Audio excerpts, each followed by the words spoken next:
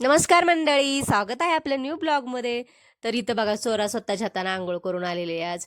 तर सोरा म्हणते आज मम्मी मी स्वतःच्या हाताने आंघोळ करते. तर मी असं मुलांना कधी कधी करू देत असते, कारण त्यांना पण सवय लागते हळूहळू स्वतःची कामं स्वतः करण्याची. स्वतःची कामं स्वतः करण्याची सवय लागली पाहिजे मुलांना, म्हणून असं कधी कधी करू द्यायचं असते.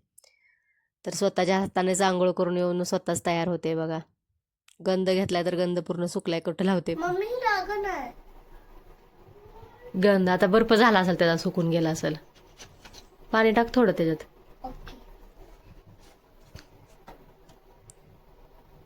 बस मिक्स कर, ढक्कन लाव ना. इकडे ये.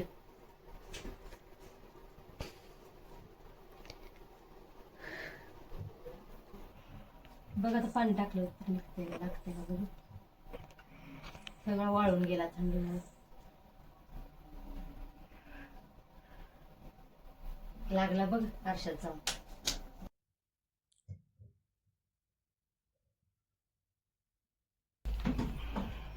कपडे काढायचे.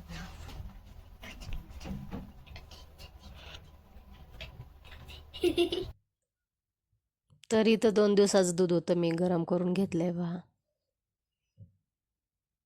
हे 2 दिवसाचं दूध शिल्लक आहे बघा. मुलांनी पेलं नव्हतं तर काही याचं काय करावं म्हटलं, तर चला याचा भाजीसाठी उपयोग करा. भाजीला चला तर मग मी काय बनवते बघा याची भाजी.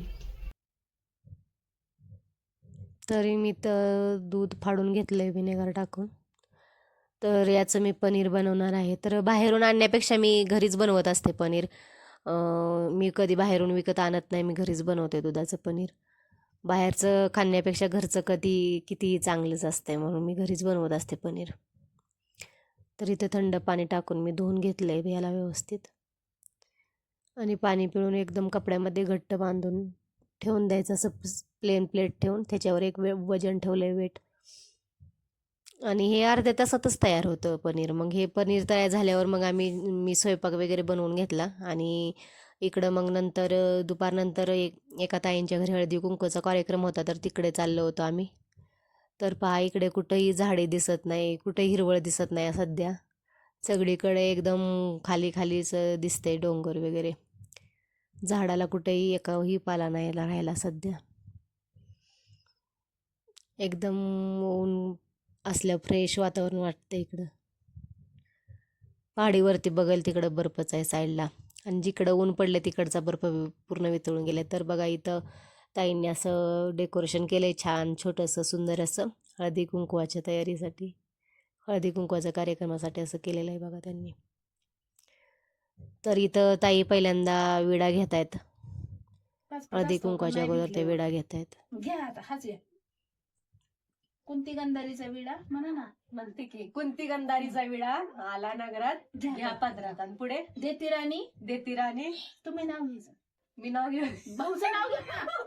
मिसळ नाव येणार. मिसळ नाव नसेल. केळ देते सोलून, पेरू देते चिरून, राजेंद्र रावांच्या नावाचं कुंकू लावते कोरून. मला घेती राणी. घेते राणी. घ्या शिवराम पाटलांची मी नाही घेणार घ्या. मंदिर सौभाग्य शिवरामरावांच्या जीवन लिहिते सौभाग्याचा गजरा. वा वा, गजरा कुठे? हिंदीतून शिकवा. तर इथं त्या असं वाण बी देतात. हे तर संक्रांत दिवशी नाही, आमच्या 3 आज आहे. ओटी भरायची, विडा घ्यायचा आणि जेवण करायचं. मंदिरात जाऊन सडा टाकायचा रुक्मिणीच्या. आमच्याकडे आज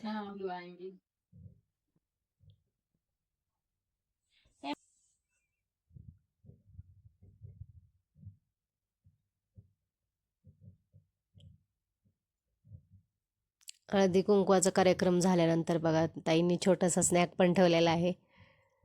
तर सगळ्यांनी हळदी कुंकवाचा कार्यक्रम एन्जॉय केला बघा. स्नॅक खायचं चालू आहे सगळ्यांचं. तर असं छान वाटतं, सर्व ठिकाणच्या मैत्रिणी जमा झालेल्या आहेत. तर सर्वांनी स्नॅक वगैरे एन्जॉय केल्यानंतर बघा आता ताईंनी जे वाण दिलं होतं ना, त्याच्यासोबत सर्वांना रील्स करायची होती बघा. कशा सर्वांनी वाट्या घेतल्यात. ताईंनी ही वाटी दिली होती सगळ्यांना वाण म्हणून हळदी कुंकवाच्या कार्यक्रमामध्ये. तर इथं सर्वजणांना वेगळं कौतुक वाटत होतं की कसं असतंय कसं नाही. हे तर महाराष्ट्रातलाच कार्यक्रम असतो ना असा. तर इथं सर्व ठिकाणच्या मैत्रिणी होत्या, बिहारच्या, उत्तराखंडच्या, राजस्थानच्या. त्यांना खूप आपुलकी आणि चांगलं वाटत होतं हे कार्यक्रम त्यांना.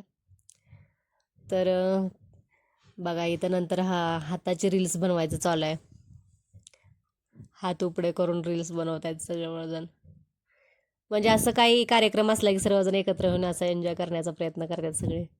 एवढी थंडी असली तरी थंडी विसरून सर्वजण हे करतात. तर कार्यक्रम झाल्यानंतर बघा घरी आले आम्ही आता. हळदी कुंकवाचा कार्यक्रम उरकून घरी आलो. तर कसा वाटला कार्यक्रम